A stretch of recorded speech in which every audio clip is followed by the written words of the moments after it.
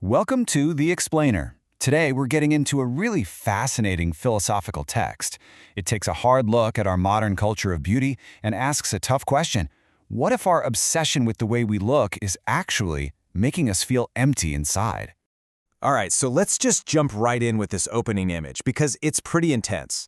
The author says, look, it's not the obvious things, the ugly or scary stuff. That's the real problem. What's truly terrifying is something that looks perfect, beautiful, radiant, this superb butterfly that's actually poisonous. And that right there, that's the whole setup. We're not talking about attacking beauty, we're talking about a fake beauty, an artificial one that's hiding something really dangerous. So this poisonous butterfly, what's the big deal? Well, to really get what the author is warning us about, we first have to wrap our heads around just how massive this whole thing really is. And look, we're not just talking about you using a photo filter here and there or buying some anti-aging cream. The text says this is way bigger. It's a whole culture of beautification, and it's being pushed on us at an industrial level. It's literally shaping what we value and what we're afraid of when it comes to getting older, getting sick, or even thinking about death. And get this, the numbers are just mind-blowing. The entire industry for beauty and what the source calls excessive care is the third largest in the whole world economy. I mean, think about that for a second. That one fact alone tells you everything about where our priorities are as a global society. We're putting that much value on artificiality, on meeting these incredibly specific and often impossible standards of beauty. Now you'd think, right? With an industry that huge, we should all be feeling fantastic. But that's not what's happening. And this is a core paradox the text points out. We're throwing unbelievable amounts of money and resources into looking good. More products, more treatments, you name it. But all this investment in our appearance, it's not making us any healthier or happier. The source makes it clear.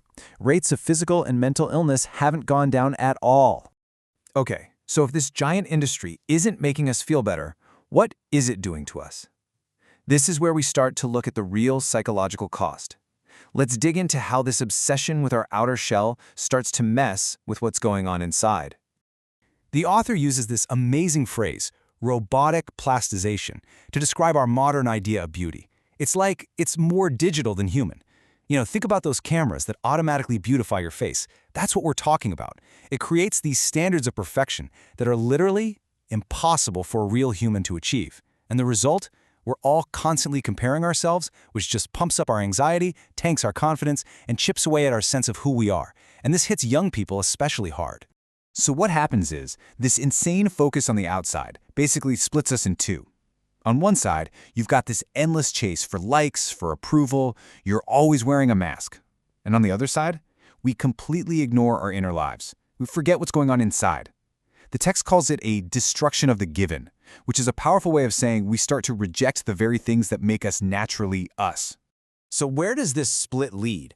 Well, the text argues that when we try to cover up the evidence of time on our bodies, the wrinkles, the gray hairs, all of it, we're doing something much deeper.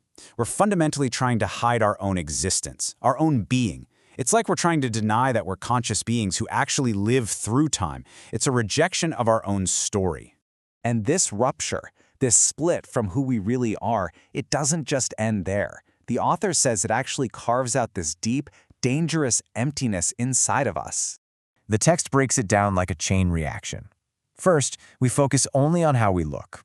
Then, our mind, which the author says is metaphysical, it's timeless, it starts to rebel. It knows the physical masks aren't real. And that rebellion? It shows up as this feeling of a bottomless pit inside, a sense that something is missing, and this really weird feeling of being trapped, like petrified in some fake illusion of youth. But here's the thing, this emptiness inside, it's not just your own private problem. The source argues it actually starts to develop its own kind of weird, powerful gravity. Yeah, a black hole. That's the metaphor the text uses. And it's perfect, isn't it? It describes this void as a place of constant loss. A hunger that you can never, ever satisfy with anything physical or superficial, right? No amount of compliments or cosmetic procedures can fill a metaphysical hole. And this is where it all comes back around. Remember that poisonous butterfly from the beginning? The text claims that all its dangerous traits, the malice, the slyness, the manipulation, it all comes from this internal emptiness. It's what happens on the outside when someone is desperately trying to deal with that huge void on the inside. The author actually has a name for this whole process, existential decentralization, And it's such a great term, right? It perfectly describes this forced shift of our center of gravity, moving our sense of self from the inside, where it's strong, to the outside, where it's totally fragile and just depends on illusions. All right, so if trying to fix this on the surface is a losing game, then what's the answer? Where does the text say we should be looking instead? Well, the argument is pretty clear. Fighting entropy, aging, decay, all that stuff, on a purely physical level, that's a battle you're always going to lose. Time is undefeated.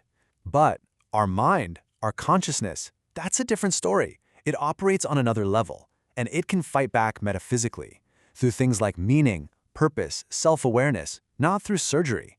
It's really about shifting the battlefield from what you see in the mirror to what's going on in your mind. And in the end, the text leaves us with this really powerful question to chew on. It asks us to think about where the line is. The line between reasonably taking care of our bodies, what it calls the great reason of the body, and becoming so obsessed with them that we forget about our essence of being. So think about it in your own life. In this fight against time we're all in, where is your energy going? Are you spending it polishing the wings of that poisonous butterfly? Just feeding the illusion? Or are you feeding that core part of you, the part that no black hole can ever touch? Because that's the choice, isn't it? The physical fight we're guaranteed to lose versus the internal one we absolutely can't afford to.